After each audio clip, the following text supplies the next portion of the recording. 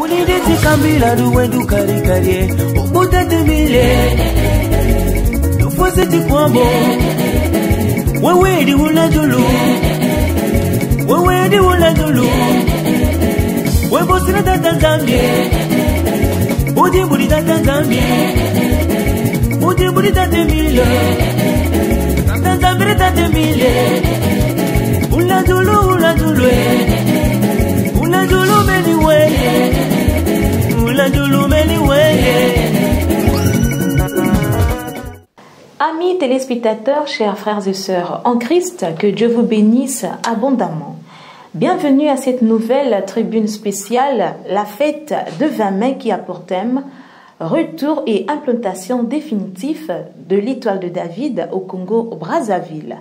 Devant ce microphone, Sainte-Viche Poiti, je reçois sur ce plateau les prédicateurs de l'association Luzolo Amor OPH, venus éclairer la lanterne des uns et des autres sur le thème choisi.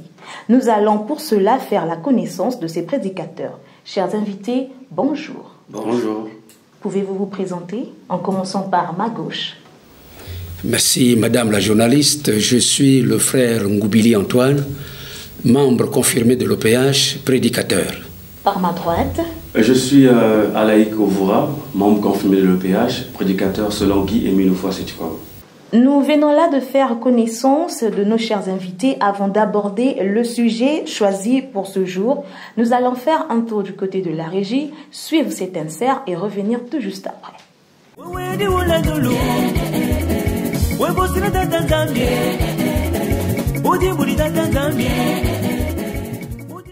Beno kwenda mpena karikari alors que karikari muvanda zonda mais est-ce que bake pesa bete yao parce que karikari ke d'abord zandu ya ntete ya nene ya bambuta yina mosi ya zole karikari ke croise zema ya bandilu croisement ya bandilu ya baisi ya mabantu mingi. Comment est-ce que veut que na mo karikari mambo ngo tarisa munu mwa boma mais na luzolo ya Yesu munume kanisaka samuna ba kwenda kuposer la question de savoir si ban kokandi ekisabetu mo karikari eni yina basalaka ba mendi maka ba me gustana ba metti ekisabetu le mo karikari et bubu yayi donc nzambi zonzati beno sala mo karikari ni kuna beno ke sabilak betu pesaka date il y a le 20 il y a l'année 1992 comme la bête Congo là mon karikari mais babisa l'union somanisa kabe nzambi na luzolo ya ngandi kuwaka ngimaka eba promesse ya beto mais beto réaliser que promesse ya beto mais en 92 ni kuna donc nzambi na luzolo yandi nzambi na muntu ya ba promesse yandi réaliser que promesse ya yandi na le 20 mai 1992 na 20h nzambi salaba bimangu ya yandi awa na mon karikari mwinda ya nzambi katuka depuis mazulu ya kuizaka kubwa awa na mon karikari mukatuka na tinsika ya kusambila muvanda kuiza dans une montagne donnée et mon metela nzambi maison de tela na montagne ya karikari mumetala bimangu yina mutala ntete depuis babutamunu buma salamunu meyi kikwana mo karikari meyi kikwana betiko vandila tatanza biki mwinda ya nzambi kutourner de 20h jusqu'à 3h du matin ya me descendre moi fiti kubwa et ya kuvanda kwenda malema on dirait voiture ya kwenda tete ya me kwenda sareti mwinda mepela balero mingi batangu mingi après mwinda mekufa buma salamunu muzonda meiki kwandi na mokari iki kwandi eske wapi ba mambo tout ça bisi mekucha na soka yina munu sala mambo yina munu salaka donc bayanka kati mwanya kiti beto si tala yao mais kana wapi kotia katuka buma beto kotana ba inzo ku ferme inzo beto kanisati ngisi koma sewani mpenansuka donc bon kundi ya munu beto nzepela samuna nzambi mepesa awa na mo kari mwinda ya yanti samuna bayinza nyoso muntu kukakwiza kulomba na mo kari nyoso yandike na yao besoin babimbevu ya quartier ni quartier siki minu ikele yandike wasa donc poser la question de savoir enfin mais nzambi ke kwa na mo kari ve nzambi ke kwa na mo kari ve mais mo kari nzambi me sala babimango ya yanti donc nzambi ke partout nzambi ke tika yankaka ina nzambi yandi mochi mesole yandi metula babimango yanti samuna baisi nyoso bakwiza bavuka basala nyoso ina bakezola kusala kulomba na nzambi samuna bazwa ina bakine ya besoin beto vanda na kiasi mingi na bankati yanche masamuna nzambi mesala bimangu na kari nzambi me pesa na baisi nyoso na bainza nyoso ya makanda nyoso ina yandi salaka makabu na babantu na baisi na isi donc ni awa na mo kari nyoso nzambi ngeni mebumba yawo beno ina beno kezola tangu beno kezola kwiza kusambila beno kwiza na mo kari beno ndomba na nzambi mepesaba nzambi mesalaba bimangu na yayandi awa samuna baisi nyoso samuna ba makanda nyoso samuna bainza nyoso muka kwenda ntamave bika betu yamba mwinda ya nzambi na luzolo ya ngisu bika beto yangalala kuyangalala kuvanda na nsayi kunsepele sanzambi ya beto samuna nzambi mezo la beto nzambi mepesa beto yina yana mekanisaka na beto babi mangu ya nyanji bika ya vandila fasina na nkumbu ya Isu. Amen. Amen. Amen. Que le Seigneur soit avec vous.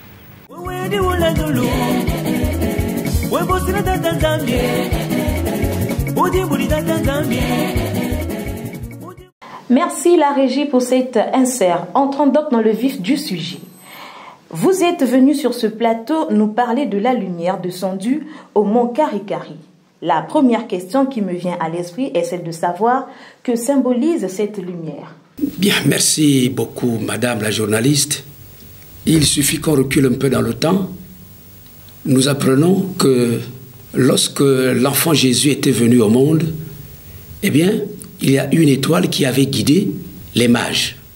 Alors, c'est cette étoile qui avait guidé les mages, c'est cette étoile donc, qui est arrivée cette fois-ci au mont Karikari et s'est implantée définitivement. Vous avez quelque chose à ajouter, M. Alaïk? Bien sûr, madame la journaliste. En fait, premièrement, j'aimerais dire qu'il y a eu plusieurs spéculations en ce qui concerne cette étoile de David. Beaucoup l'ont définie peut-être comme bouclier de David, etc. On ne va pas donner une liste exhaustive, mais ne pouvait que donner la quintessence ou encore quant à l'origine de cette étoile, celui qui en a reçu la mission. Et aujourd'hui, il se trouve qu'il y a une personne au nom de Guy-Émile Oufouassi-Chikwabo qui a fait cette déclaration et nous a parlé en long et en large de cette étoile de David. Comme venait de le dire mon confrère, qu'il y a cette étoile qui avait guidé les trois rois mages, mais cette étoile, en fait, symbolise la lumière de Dieu, dans le sens où cette étoile ne se déplace pas pour n'importe qui ou n'apparaît pas à n'importe quel moment. Et cette étoile est apparue quand naquit le Fils Jésus, et cette étoile était symbolisée, caractérisée, ou je dirais mieux, personnifiée par la personne de Jésus-Christ physiquement. Mais cette étoile a sillonné la ville de Jérusalem et brillait pendant une longue période et après elle a disparu. Mais cette étoile justement qui symbolise la lumière de Dieu, parce que 1 Jean 1 verset 5 nous dit que Dieu est lumière, donc cette étoile n'est autre que la présence de Dieu manifestée aux yeux de tous. Mais puisque l'homme, en voyant cette lumière, ne peut pas savoir qu'est-ce qu'elle est ou qu'est-ce qu'elle représente. Il faut bien qu'il y ait quelqu'un sur terre qui vous l'explique. C'est pourquoi, jadis, Jésus, lorsqu'il est né, il y a eu cette étoile. Tout à l'heure, je vais vous expliquer à quel moment il a eu à expliquer aux hommes quant à cette étoile. C'est-à-dire quelle est la quintessence, quelle est son origine et qu'est-ce qu'elle devait apporter à l'humanité. Donc, retenons que cette étoile est la lumière de Dieu, la présence de Dieu, et elle caractérise toute la félicité, et donc elle se déplace là où le Fils de Dieu ou encore Dieu s'incarne sur terre. Pour être un peu plus précis, vous puissiez réitérer votre réponse, parce que vous avez dit que dans le passé, ça symbolisait la présence de Jésus-Christ. Okay. Mais en cette génération, ça symbolise quoi, effectivement? Cette étoile symbolise en fait le retour au bercail de Dieu. C'est pourquoi je disais, cette étoile revenue ici, au Congo-Brazzaville, en fait symbolise la présence de Dieu, et elle est rendue manifeste justement par la personne de Guy-Émile Houphouët-Sétikwabo, qui explique que cette étoile qu'avaient vu les rois mages, qui avait conduit les rois mages au lieu où Jésus-Christ était né, est revenue au Congo-Brazzaville, et comme le dit la Bible, que en quelque lieu où sera le cadavre, là s'assemblera les aigles. Alors il voulait tout simplement dire, comme l'éclair quitte l'Orient et se montre en Occident, ainsi sera la venue du Fils de l'homme. Donc il parlait en fait de ce déplacement de cette étoile. La manifestation soudaine et brève de la lumière. Et donc cette étoile qui a sillonné ou a brillé sur Jérusalem est apparue pendant, comme tel un éclair. C'est-à-dire que tel que nous apercevons l'éclair, quelques secondes et après elle disparaît. Et donc, sinon, tous les passants de Jérusalem, jusqu'à ce jour, devaient voir l'étoile de David suspendue sur le ciel étoilé de Jérusalem. Mais elle a disparu. Donc, ce qui fait que cette étoile est définie ici par Jésus comme l'éclair. C'est-à-dire que l'éclair quitte l'Orient, justement Bethléem en Orient, et en Occident. Mais en fait, ici, il faut considérer Orient comme Occident, comme un point A et vers un point B. Dans le sens où si on se concentre à dire que c'est l'Orient et l'Occident, donc il quitte l'Orient et il va peut-être s'implanter aux États-Unis qu'on considère comme l'Occident ou le continent américain. Si on lit aussi dans Luc, il dit l'éclair qui quitte une extrémité du ciel à une autre. Donc en fait, c'est des points quelconques, un point A vers un point B. Mais c'est Émile, encore une fois, Guy-Émile Houphouët-Sétikwabo, qui explique que cette étoile a quitté un point A, donc l'Orient, précisément Bethléem, et est venue à Kibossiga, en terre africaine, vers un point B, que Matthieu parle comme Occident, et s'est implantée là, et elle y restera définitivement. Voilà un peu ce que je pouvais... Monsieur Antoine Goubili, vous avez des précisions à ce sujet? Ajouter de tout petits détails, oui.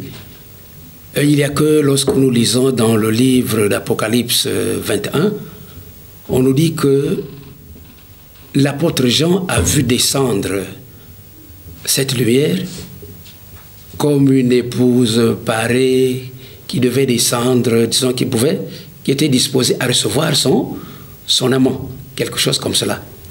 En disant cette information, nous l'avons, la seule et unique source, c'est papa, Guy-Émile Houphouët-Sétikwabo.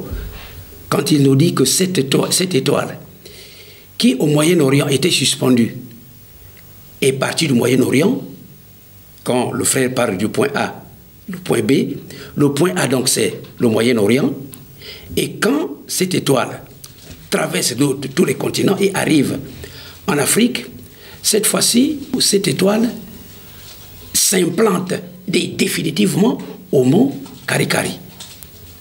Donc voilà, le petit détail qu'il y avait lieu d'ajouter, c'est certainement celui-là. Une autre façon de dire que c'est vrai que l'étoile symbolise la présence de Dieu, ni plus ni moins. L'étoile de David symbolise la présence de Dieu. Alors, pourquoi l'appelez-vous grande et terrible lumière? Merci, madame la journaliste. Une étoile grande et terrible c'est peut-être l'ensemble des adjectifs qu'ajoutent les losolifiés, mais en tout cas c'est pour une raison bien précise. Une étoile grande et terrible, c'est indiscutablement parce que c'est une lumière qui n'est pas faite de sources telles que de sources physiques.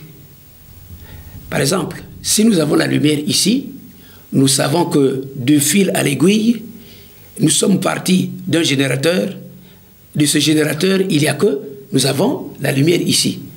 Or, cette lumière de l'Éternel n'est pas issue d'une source physique. Au contraire, c'est le fait de l'Éternel lui-même. L'Éternel, donc, par le biais de cette lumière, arrive, il manifeste donc toute sa gloire. Il nous montre la mesure dans laquelle, lui, l'Éternel, choisit cette forme, parce que nous sommes sans savoir que l'Éternel prend toutes les formes possibles pour s'exprimer, pour traduire son amour vis-à-vis des uns et des autres. Oui, c'est vrai, mais cette fois-ci, quand il prend la forme de la lumière, il est lui-même lumière, et le voilà qui se déplace, arrive cette fois-ci au mont Karikari. La qualification terrible et grande et terrible, en tout cas s'accorde, du fait que c'est une lumière, en tout cas, qui n'a rien à voir avec la source physique. Voilà, c'est pourquoi elle est grande et elle est terrible. En vérité, cela n'a rien à voir avec les trouvailles de la cervelle humaine. Bien au contraire, c'est ce que sait faire l'Éternel lui-même par rapport à, bien sûr, toutes les dispositions qu'il sait mettre à l'œuvre.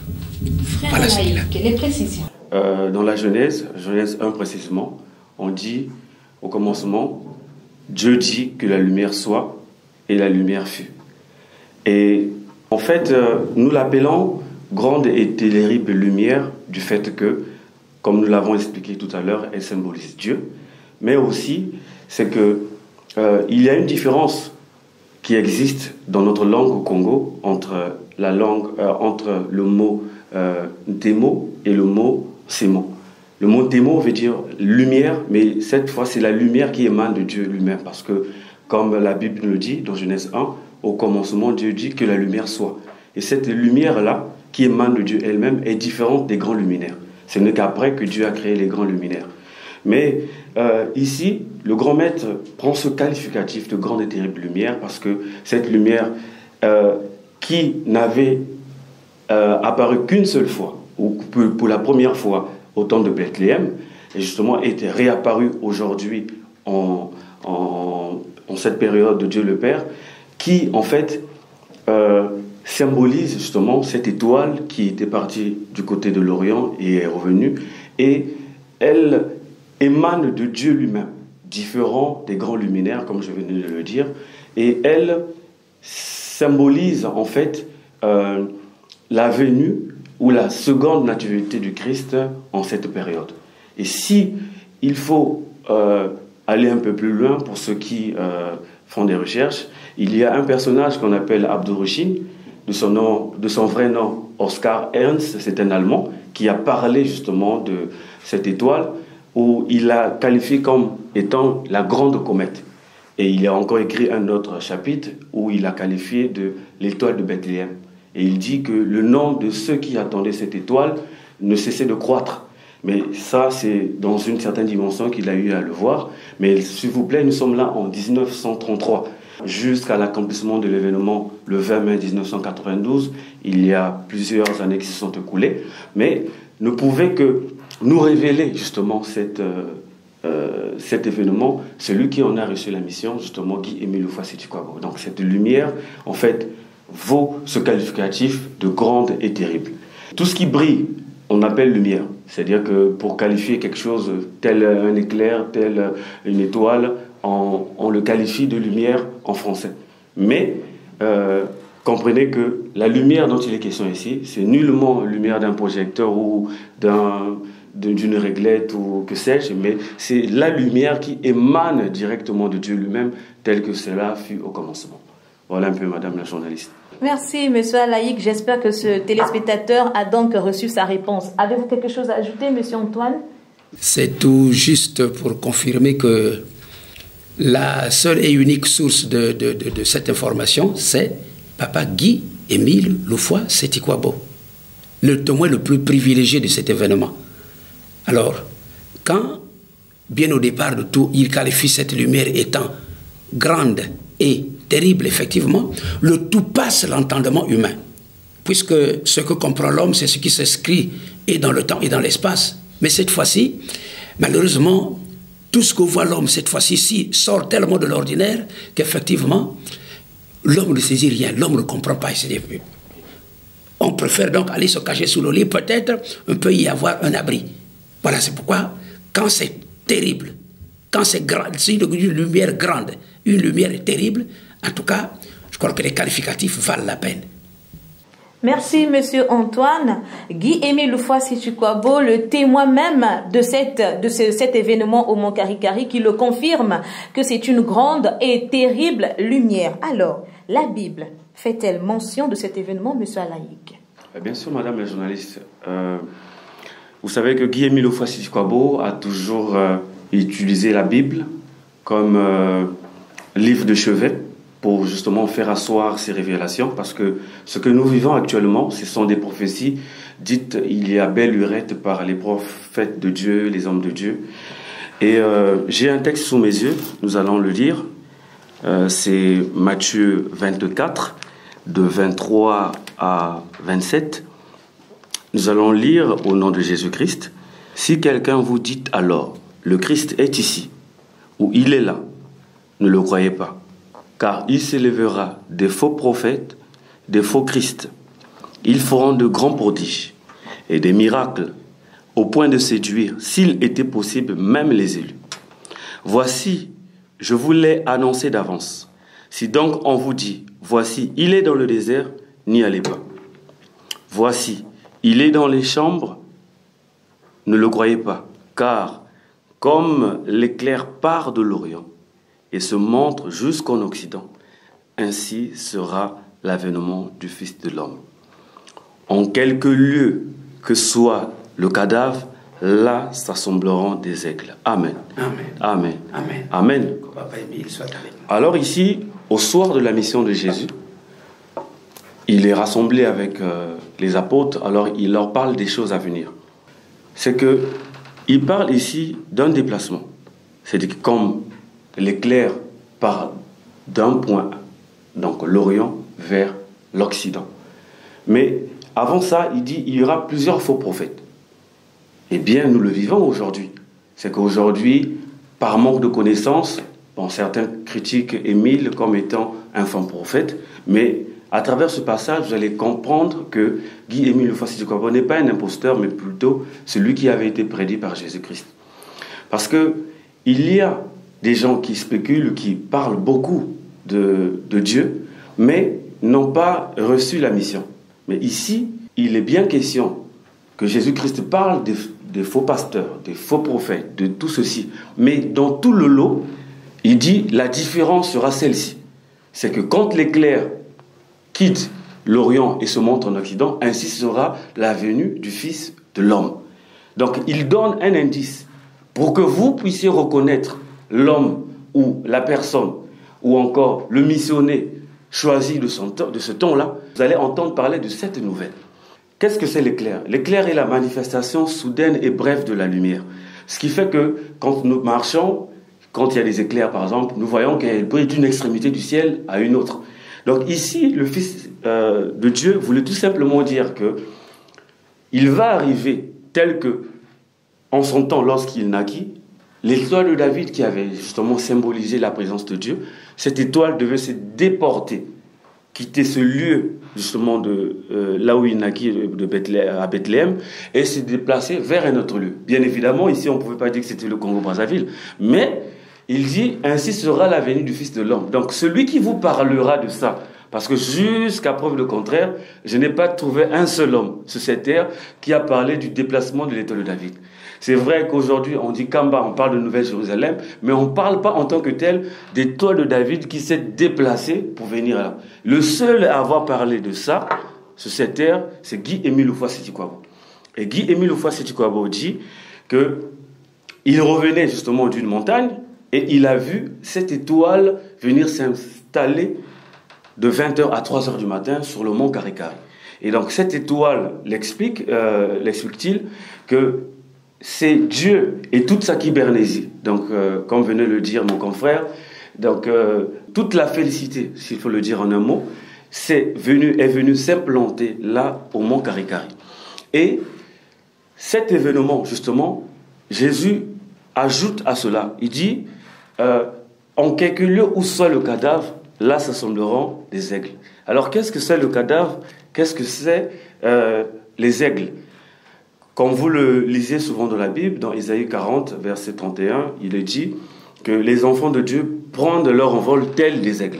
Donc, en fait, ici, les aigles symbolisent les enfants de Dieu. Parce que, pour ne pas, loin de moi, vouloir faire un cours d'histoire à nos téléspectateurs, mais je voudrais dire que l'aigle est le seul oiseau qui arrive à une certaine altitude et aucun autre oiseau ne peut arriver là où il arrive. C'est-à-dire que si un corbeau essaie de s'aventurer à l'altitude de l'aigle, il va se désintégrer.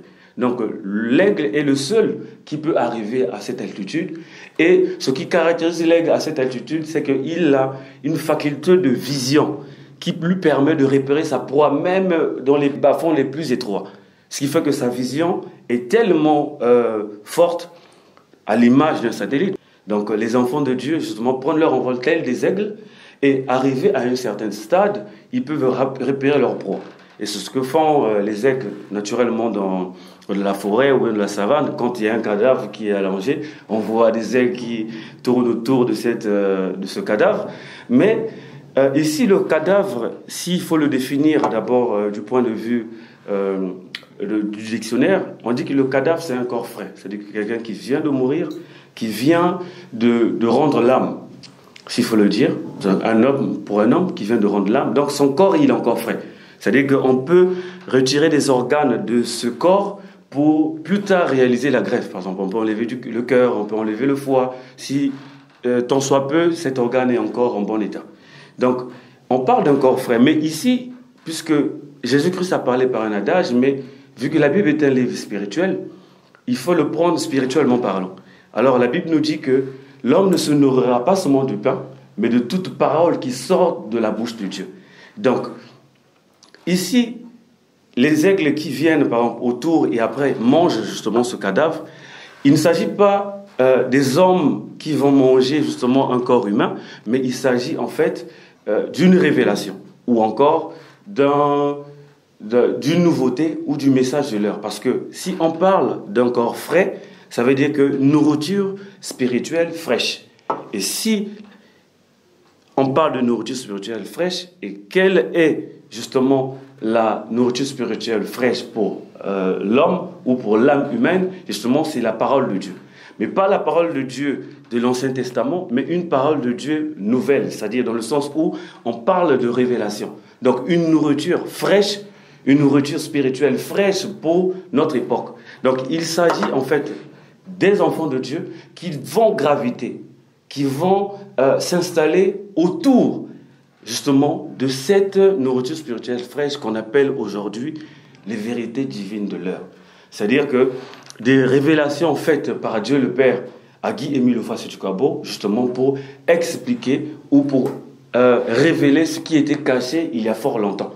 Et là, c'est tout le symbolisme. On peut aussi paraphraser justement cet adage de Jésus par ce que nous observons souvent quand il y a la lumière, par exemple dans la forêt ou même à la maison, on voit des insectes autour de la lumière. C'est pareil, en fait, c'est par analogie, en fait, on peut symboliser cette prophétie-là comme les enfants de Dieu, tels des mouches qui se rassemblent autour de la lumière, qui s'est implantée au mont Karikari. Et c'est pourquoi aujourd'hui, c'est à juste titre que Guy-Émile Ofassé-Tukwabo dit que c'est le deuxième plus grand événement au monde et que c'est la nouvelle Jérusalem des cieux, descendue des cieux, pardon, qui est Jérusalem céleste descendue des cieux, qui est venue s'implanter, et c'est le tabernacle de Dieu et les hommes. C'est-à-dire que Dieu est partout. Dieu se manifeste partout ailleurs, mais au mont Karikari, c'est spécial parce qu'il a élu siège et demeure. C'est pourquoi aujourd'hui, les membres confirmés, blancs comme noirs, de tout ailleurs, partout ailleurs le monde entier, parce qu'il y a plusieurs montagnes. Hein.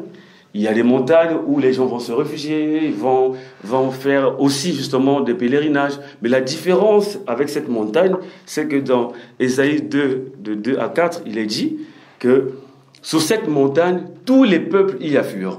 C'est la différence entre cette montagne, donc cet événement, et ce que aujourd'hui les gens disent non mais allons-y au mur de lamentation, allons-y à la Mecque, allons-y un peu partout, dans tous ces lieux de sanctuaire. Loin de moi l'idée de dire que ces lieux ne sont pas sacrés, mais sauf qu'ici c'est un coup de maître, c'est un événement insolite où Dieu en fait appelle l'humanité tout entière à venir le rencontrer dans ce lieu précis. Et c'est pourquoi Jésus-Christ, en fait, en tant que personnage central de l'humanité, j'allais dire, a annoncé à l'avance pour faire comprendre aux gens. Il y aura des lieux de culte, il y aura des lieux de rassemblement, mais il y aura un lieu spécial où mes enfants à moi viendront m'adorer, parce que de toute éternité, depuis toujours, Dieu a toujours voulu toujours trouver un lieu où il va implanter sa présence. À l'instar du mont Horeb où Moïse est parti le rencontrer sur le Sinaï pour prendre l'étape de la loi. Pourtant, à cet instant-là, Dieu était partout. Mais sur ce lieu-là, précisément, Dieu y était pleinement. La même histoire, en fait, qui se répète aujourd'hui, mais cette fois, Dieu y est venu définitivement s'installer. Et justement, il y a plusieurs versets qui vont corroborer nos propos. Et donc, je vais laisser le soin à mon confrère de me compléter à ce sujet. Monsieur Antoine Goubili pour les précisions. Quand nous lisons dans Osée 5, verset 15, quand nous lisons dans Ésaïe 19, verset 19, quand nous lisons dans Apocalypse 21, de 1 à 3, l'apôtre Jean nous dit qu'il a vu descendre cette lumière comme une épouse parée afin de recevoir son amant. Vous voyez, il y a quelque chose comme cela. C'est une autre façon de dire que la Bible fait abondamment allusion à cet événement. Et là, c'est une référence, c'est certaines références auxquelles nous avons fait allusion. Il y en a bien d'autres. Mais il est important et nécessaire de reconnaître aussi que l'Éternel n'a pas vu que ces prophètes, mais encore et aussi et surtout, l'Éternel s'est aussi adressé à des initiés. À ces initiés, il a donné des informations, et ces informations seront rendues publiques par des hommes comme Abdrouchin. Alors, dans la Grande Comète, il écrit ce qui suit, s'il vous plaît. Depuis des années déjà, les initiés parlent de la venue de cette étoile qui est d'une importance toute particulière. Le nombre de ceux qui l'attendent ne cesse d'augmenter. Les signes s'intensifient si bien que sa venue est vraisemblablement imminente. Cependant, ce qu'elle signifie vraiment, d'où elle vient et ce qu'elle apporte, voilà ce qui n'a pas encore été correctement expliqué. Bien, c'est ce que nous dit cet initié, M. Abdrouchin. Cela n'était pas expliqué depuis les années, aux environs des années 1921-1923. C'est par ces années précises que cet initié a écrit son ouvrage. Mais aujourd'hui, nous sommes de l'autre côté des années 60, de l'autre côté des années 90. Papa Guy-Émile Loufoua-Sétukwabo nous donne cette précision. De 20h à 3h du matin, le 20 mai, cette étoile de David est descendue. Quand lui, il se demande d'où elle vient, ce qu'elle apporte, et puis ce que cela signifie, Papa Guy-Émile Loufoua-Sétukwabo, aujourd'hui, nous apporte la réponse à toutes ces questions que lui, il se pose en amont. Et ensuite, il a écrit bien sûr cela dans la lumière de la vérité, dans le chapitre là, la Grande Comète. Et ensuite, dans le livre de Makaba, utilisé par Bundu Dia Congo, un livre de prophétie au chapitre 115, il est écrit donc, avec votre permission, s'il vous plaît, au numéro 104, « Tu habiteras au pays de la promesse du grand roi, le grand Mani Congo, qui viendra du ciel de l'espace. » Article 105. « C'est là que les prophéties s'accompliront pleinement, car en vérité, a dit le Seigneur, lorsque les fils du monde des ténèbres arriveront à dévier collectivement les peuples de la terre du droit chemin, La lumière qui réhabilitera le monde proviendra du Congo d'Yantotila. Article 106. Au temps prévu par le Seigneur, lorsque l'étoile de la promesse viendra au Congo d'Yakati. Donc, en Afrique centrale, Congo d'Yakati, donc c'est le Congo Brazzaville. Congo d'Yakati, donc c'est indiscutablement le mont Karikari aujourd'hui. En tout cas, toutes les promesses qui étaient faites en amont, beaucoup d'années avant, trouvent leur accomplissement aujourd'hui. J'aimerais ajouter quelque chose. Je vous en prie. Merci, madame. En fait, pour mieux élucider encore ce que je venais de dire, je voulais attirer la lanterne des téléspectateurs que ce qu'avait vu l'apôtre Jean dans Apocalypse 21, c'est la partie spirituelle, parce qu'il fut enlevé en esprit, et Dieu lui a fait voir justement ce qui était la nouvelle Jérusalem céleste. Mais humainement comme ça, nous ne pouvons pas le voir. C'est pourquoi cette manifestation est symbolisée par la lumière. Parce que, comme on l'a dit tout à l'heure, 1 Jean 1, verset 5, dit que Dieu est lumière. Donc, le côté physique, ou encore l'apparition physique de cette étoile de David est symbolisé par la lumière, mais le côté spirituel, c'est ce qu'a vu l'apôtre Jean et a décrit les 12 portes et tout ce qui s'ensuit. Mais néanmoins, il y a quelque chose qu'il a ajouté dans Apocalypse 22. Il dit qu'il y avait un fleuve qui sortait justement de cette nouvelle Jérusalem qui servait à la guérison des peuples, à la guérison des nations. Mais là, je vais répondre à ceux qui pensent que cet événement n'interviendra que le jour du jugement. Parce que si cette eau ou ces fleuves, ce torrent d'eau sert à la guérison des nations, mais une fois que Dieu a jugé le monde et que les gens sont rentrés à la vie éternelle, il n'y a plus de pleurs, il n'y a plus de grincement de dents, il n'y a plus de maladie. Mais à quoi servirait donc cette eau? Parce que cette eau, Dieu l'a mise là pour la guérison des nations. Donc, ce qui veut dire tout simplement que peu avant le dernier jugement, cet événement va se produire afin que les fléaux qui pourront survenir, les enfants de Dieu qui auront cru à l'annonce de Dieu, qui auront cru à cette révélation, justement, pourront échapper à ces fléaux, à ces malédictions en se baignant dans cette eau. Donc, tous les maux qui pourront surgir à n'importe quel moment, parce que Émile dit que cette eau guérit tous les maux, sans exception, à condition d'y avoir la foi. Donc, ne peut avoir la foi d'aller se laver dans cette eau pour guérir de sa maladie qu'un enfant de Dieu. C'est pourquoi cet événement va se produire avant la fin du monde. Ça, c'était pour répondre à ceux qui pensent que cet événement va se faire seulement ou va se passer le jour du jugement. Merci, Monsieur Alaïk.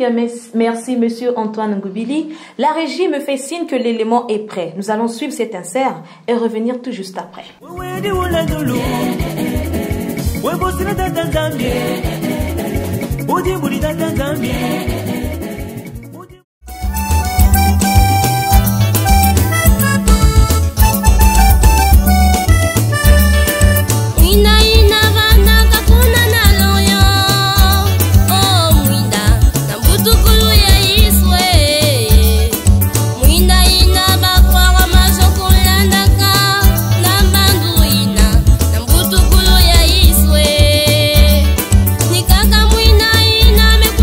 Congo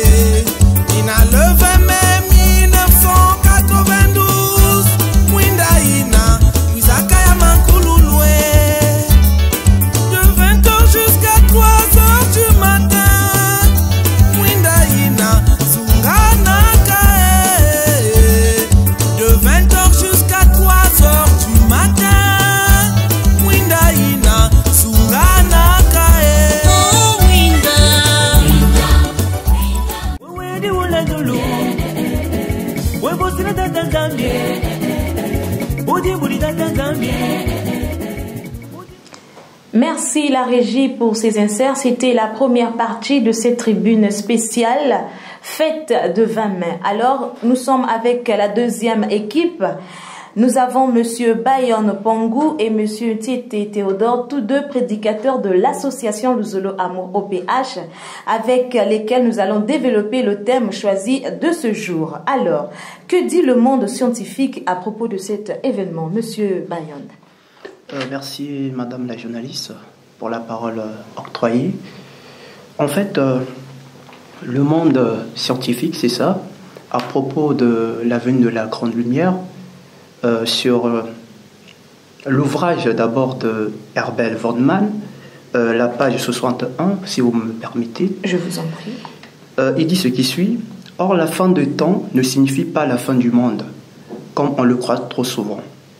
Mais la fin d'une longue période, alors s'instaurera l'ère nouvelle, au cours de laquelle le royaume de Dieu sera érigé sur terre, le royaume de paix au règne de 1000 ans. Cela veut dire quoi? Que déjà, cet écrivain était, il savait pertinemment que dans un moment opportun, Dieu devait venir ériger son royaume, sa demeure sur une montagne. Et d'où, aujourd'hui, en la personne de Papa Guy Émile Ofoa-Sidi Kouabo, il nous fait une révélation, le 20 1992, que la lumière de Dieu est venue s'implanter au mont Karikari. Voilà, Madame la journaliste, pour le moment je m'arrête là, peut-être mon confrère va me... Monsieur Tite Théodore. Merci Madame la journaliste. Vous savez, le monde scientifique est aussi interpellé par cette grande lumière qui est arrivée au mont Karikari. Je ne me rappelle plus trop bien de l'année, mais je me souviens qu'il y a la NASA, une institution des États-Unis de l'Amérique, qui a eu à faire des recherches autour du mont Karikari. Mais qu'y a-t-il de bon au mont Karikari? Un petit village perdu à Kibousi là-bas. Mais la NASA est venue faire des recherches jusqu'à faire la cartographie de mont Karikari, disons la cartographie de Kibousi. C'était pour dire que cette lumière les a interpellés. Cette lumière, pour venir faire des recherches, pour dire que mais d'où vient cette lumière? Pourquoi cette lumière est venue telle seulement au Congo-Brazzaville? Bon, la suite, il n'y a que eux-mêmes qui connaissent. Mais sinon que les scientifiques sont aussi autour de cette lumière parce qu'ils veulent savoir, connaître la nature exacte de cette lumière. Mais sinon que il n'y a que Dieu qui connaît la vraie nature parce que cette lumière représente Dieu.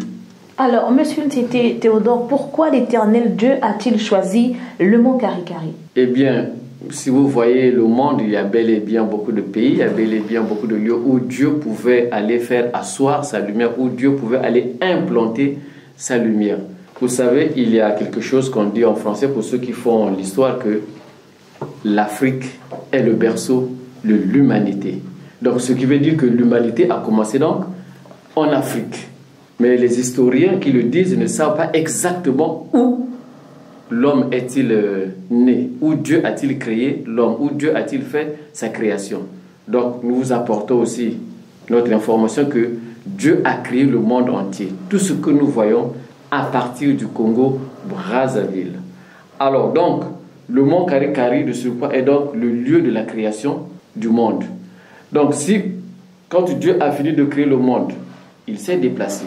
Donc ce n'est que tout à fait normal que Dieu puisse revenir là où il était. Voilà pourquoi la lumière est venue s'implanter au mont Karikari. Donc Dieu ne pouvait pas aller nulle part ailleurs, sinon que revenir là où il avait commencé à créer le monde. Parce que le mont Karikari, c'est le lieu de la création. D'autre part, vous savez, c'est à Kiboussigar, c'est là où est, comme on appelle, Guy Émile Ofoa-Sidi Kouabo, qui est le représentant de l'OPH. L'OPH, c'est Dieu. Parce que l'OPH, c'est le nom nouveau de Dieu révélé à l'humanité par Guy Émile Ofoa-Sidi Kouabo. C'est ma première information. Merci beaucoup. Donc, Guy Émile Ofoa-Sidi Kouabo étant Dieu lui-même, cette lumière ne pouvait pas aller tomber nulle part, sinon que là où est Dieu lui-même. Parce que quand Jésus-Christ est né, l'étoile est apparue au ciel, mais ça a apparu au lieu où Jésus était né. Ça ne peut que venir là où est Dieu lui-même. Voilà ce que je peux vous dire dans un premier temps. Monsieur Bayon, vous avez quelque chose à ajouter? Si, Madame la journaliste. Je vous en prie. Merci. En fait, le mont Karikari, c'est le lieu comme l'a su le dire mon confrère, que c'est le lieu de la création. Bibliquement, si vous me permettez de lire Ézéchiel 28, de 12 à 16, lisons au nom de Papa Émile. Fils de l'homme, prononce une complète sur le roi de Tyr. Tu lui diras, ainsi parle le Seigneur l'Éternel. Tu mettais le sceau à la perfection. Tu étais plein de sagesse, parfait en beauté. Tu étais en Éden, le jardin de Dieu. Tes tambourins et tes flûtes étaient à ton service, préparés pour le jour où tu fus créé. Tu étais un chérubin protecteur aux ailes déployées. Je t'avais placé et tu étais sur la sainte montagne de Dieu. Tu marchais au milieu des pierres intesselantes. Tu as été intègre dans tes voies depuis le jour où tu fus créé, jusqu'à celui où l'iniquité a été trouvée chez toi. Tu as péché, je te précipite de la montagne de Dieu. Je te fais disparaître, chérubin protecteur du milieu des pierres intexcellences. Amen. Amen. Amen. Que le Seigneur soit avec nous. En fait, ici, dans ce passage, on nous parle de Lucifer, l'ange de lumière. Et il était, en fait, l'ange de lumière et Dieu l'avait placé sur sa montagne. C'est sur cette montagne, jadis, que l'Éternel avait gardé, caché, suite à la désobéissance de l'homme. Et le 20 mai 1992, l'Éternel Dieu est venu manifester au commun des mortels la montagne jadis auquel il avait chassé son premier ange. Et aujourd'hui, Papa Guy Émile Foy, c'est comme on nous dit que l'étoile de David est venue s'implanter au mont Karikari parce que c'est la demeure de l'Éternel Dieu. Poursuivons avec ce qu'a dit mon frère, scrutons donc les Écritures. Donc, si nous revenons à votre question, je continue toujours avec votre question, pourquoi Dieu a-t-il choisi le mont Karikari pour implanter définitivement sa lumière? Alors, au nom de la Bible, prenons 2 Maccabées 5 au verset 19. Il est dit, Dieu n'a pas choisi le peuple pour le lieu, mais il a choisi un lieu pour son peuple, parce qu'il avait déjà son peuple, donc il n'avait plus à choisir un peuple. Mais pour ce peuple, il fallait leur choisir un lieu. Et le lieu qu'il a choisi, c'est le mont Karikari. Alors, on pourra se dire, mais pourquoi est-ce qu'il n'a pas choisi un lieu soit au Moyen-Orient, soit en Amérique? Pourquoi seulement ici, en Afrique? Quand vous lisez toujours les Écritures dans Ésaïe 19, du 18 à 19, prenons seulement le verset 19, il est dit, il y aura un autel à l'Éternel au milieu du pays d'Égypte. Je prends juste un extrait. Alors, quand on prend l'Égypte, quand on parle de l'Égypte, l'Égypte représente, dans le temps bien sûr, pas l'Égypte actuelle, dans le temps, l'Égypte représentait l'Afrique. Donc, quand on dit qu'il y aura un autel qui sera érigé au milieu du pays de l'Égypte, donc c'est-à-dire au milieu de l'Afrique, et quand on regarde bien le milieu de l'Afrique, ce n'est que le Congo-Brazzaville. Quand vous regardez bien, le Congo-Brazzaville est au centre de l'Afrique. Et puisque le Congo est au centre de l'Afrique, le lieu exact que Dieu a choisi, le centre qu'il a choisi, c'est le mont Karikari pour venir implanter sa lumière. Nous allons inéluctablement vers la fin des temps. C'est-à-dire nous allons vers le jugement dernier. Donc il a fallu bien que Dieu puisse venir choisir un lieu pour qu'il puisse accomplir son plan de salut pour l'humanité. Puisqu'il a un plan qu'il avait arrêté pour l'humanité. Puisque le temps s'approche, puisque le jugement s'approche, donc il a fallu qu'il puisse revenir afin qu'il accomplisse ce qu'il avait prévu pour l'homme. C'est ainsi qu'il avait choisi donc le mont Karikari. Il est venu donc s'installer définitivement, comme l'avaient dit mes prédécesseurs. Alors le mont Karikari devient donc de surcroît sa demeure. Et Kibossi devient donc la ville sainte à l'image de la Jérusalem qui était dans le temps la ville sainte. Merci, ce que je vous avais dit. Kibossi devient donc la ville sainte. Alors, qu'est-ce qui est devenu Kibossi, ou bien qu'est-ce qui est devenu le mont Karikari actuellement, Monsieur Bayon? Le mont Karikari est devenu la demeure de l'Éternel, et ce depuis le 20 mai 1992, lorsque l'étoile de David est venue s'implanter définitivement au mont Karikari. Et le grand maître nous dit que l'Éternel Dieu est venu avec toute sa kybernise, avec tout son monde céleste, les papas Abraham, Isaac, Jacob, et ils sont venus prendre demeure au mont Karikari. Et le mont Karikari, c'est cette montagne qui a vocation auquel tous les humains doivent s'y rendent pour trouver gain de cause.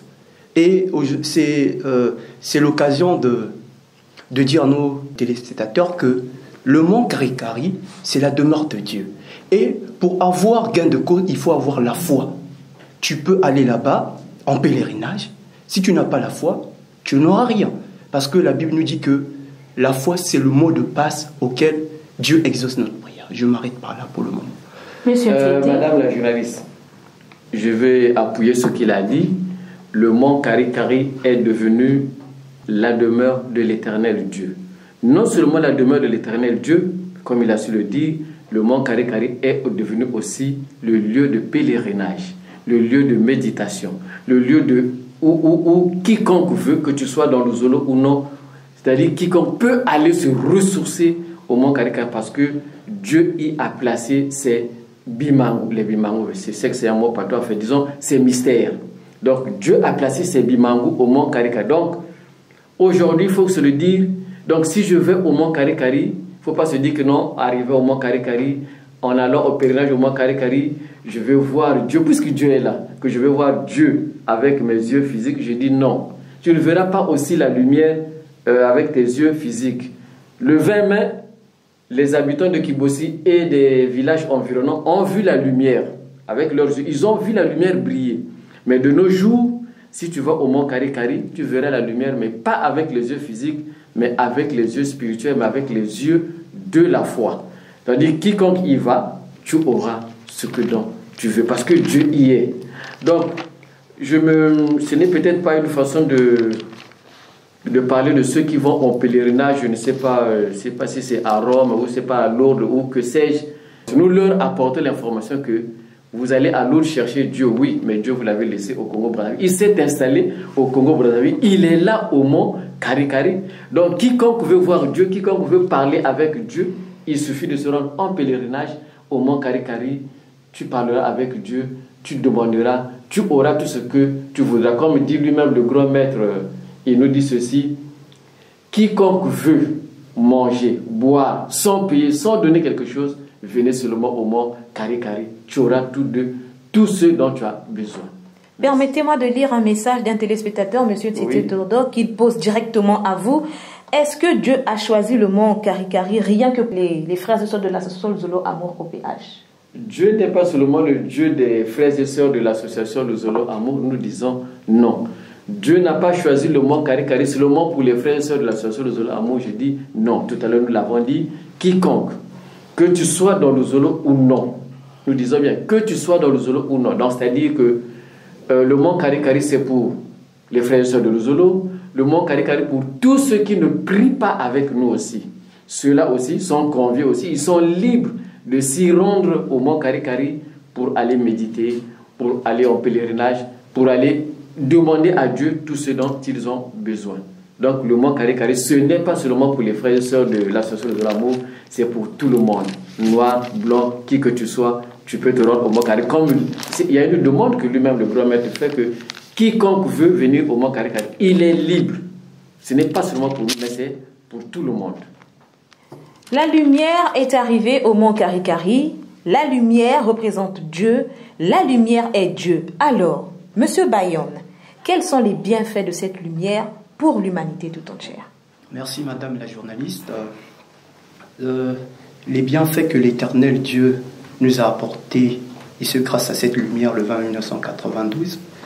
Premièrement, le mont Karikari est la demeure de l'Éternel Dieu et Kibossi est désormais la ville sainte. Et c'est pas tout. Et nous avons aussi l'Anguétani.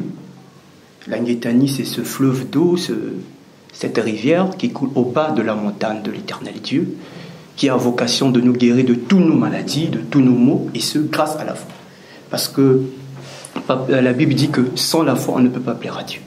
Et il y a aussi la vie éternelle que Dieu nous a donnée le 12 mars 1996. Il y a aussi la paix, la véritable paix de Dieu, le 12 septembre 1999. Et aujourd'hui, l'association Zolo Amour OPH est devenue la seconde nation de Dieu après Israël. Parce que Dieu dit dans le livre de Matthieu 21, verset 43, « Le royaume de Dieu vous sera enlevé et sera donné à une autre nation qui en produira les fruits. » Si le Seigneur Jésus-Christ l'a dit tout simplement parce que les enfants d'Israël ont méconnu sa divinité en le crucifiant sur la croix. Et d'où, grâce à la venue de la lumière au Mont Karikari, aujourd'hui, nous avons l'existence de la seconde nation de Dieu. Avez-vous quelque chose à ajouter, Monsieur Tiété Théodore? Bien sûr que oui, Madame la journaliste. Ce qu'il a évoqué, c'est vrai que nous avons la Nguétani, cette eau-là qui guérit toutes sortes de maladies. Même les désespérés des médecins peuvent se rendre à la Nguétani, ils trouveront solution, avec la foi bien sûr. Nous sommes aujourd'hui devenus la deuxième nation de l'éternel Dieu. Nous avons la paix, nous avons la vie éternelle. Mais il y a aussi un autre grand privilège. Dieu est maintenant parmi nous, les hommes. Sa lumière, nous avons dit que cette lumière symbolise la présence de Dieu. Alors nous allons lire un extrait d'une écriture. Dans Ésaïe 9, au verset 1, il est dit: le peuple qui marchait dans les ténèbres voit une grande lumière sur ceux qui habitaient le peuple, sur ceux qui habitaient le pays de l'ombre de la mort. Une lumière resplendit. Vous voyez, donc c'est en quelque sorte comme si hier nous étions dans l'ombre, mais aujourd'hui la lumière est arrivée et cette lumière est parmi nous. Puisqu'on a dit que cette lumière est venue rester parmi nous définitivement. Donc nous disons que Dieu est maintenant parmi nous les hommes. Dans le plan de salut de Dieu, l'homme, il n'était pas dit que l'homme resterait toujours dans l'obscurité, l'homme resterait toujours dans le noir, mais il était donc question pour Dieu un jour de chasser les ténèbres pour faire régner sa lumière, et c'est cette lumière-là qui va nous conduire auprès de Dieu lui-même. Merci, Madame la journaliste. Quelques secondes nous séparent de la fin de cette tribune spéciale de la fête de 20 mai. Mais avant tout, une toute dernière question. S'il vous avait été demandé de conclure, que diriez-vous, Monsieur Tiété Théodore? Bien, pour conclure, nous disons que cette lumière est venue s'installer à Kibossigar et plus exactement au mont Karikari. Donc cette lumière représente l'éternel Dieu lui-même.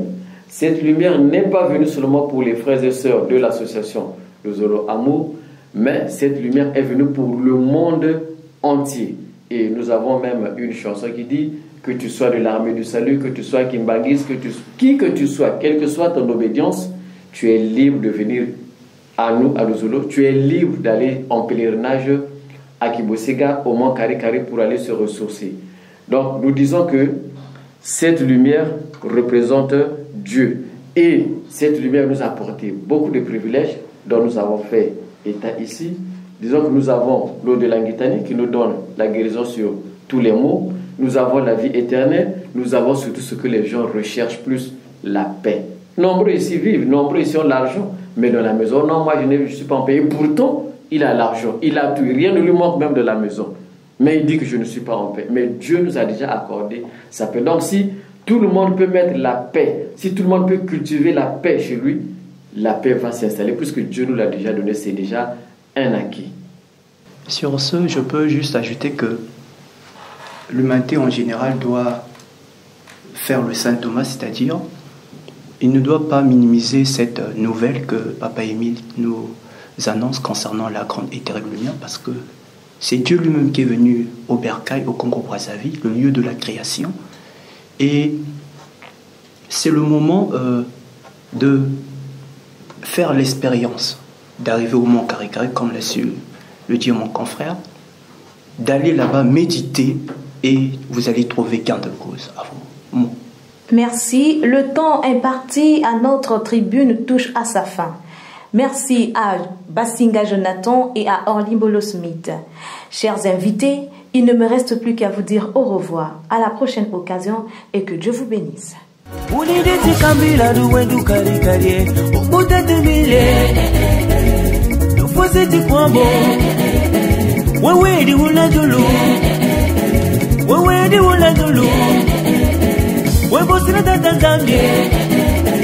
Udi burida Tanzania, udi burida Demila.